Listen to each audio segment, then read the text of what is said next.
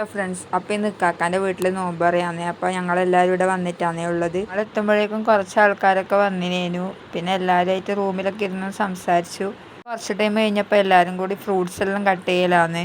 പിന്നെ ഫ്രൂട്ട്സ് എല്ലാം കട്ട് ചെയ്തപ്പോൾ ഓരോന്നോരോന്നായിട്ട് പ്ലേറ്റിലേക്കൊക്കെ ആക്കി വെക്കാൻ തുടങ്ങി. അപ്പോൾ വീഡിയോ എടുക്കുന്ന മെയിൻ ആൾ സായിലാണ്.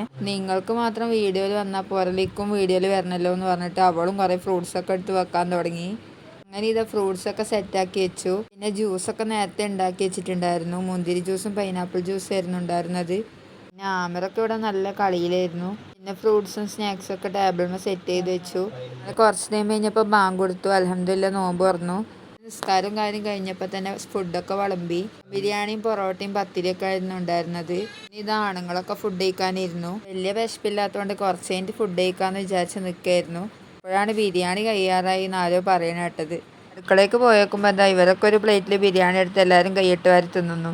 ഞാനും അവരൊപ്പം ഇരുന്ന് കഴിച്ചു. അപ്പോൾ വീഡിയോ ഇത്രയേ ഉള്ളൂ. വീഡിയോ ഇഷ്ടമായാൽ ലൈക്ക് ചെയ്ത് സബ്സ്ക്രൈബ് ചെയ്യണേ. അപ്പോൾ ഓക്കെ, ബൈ.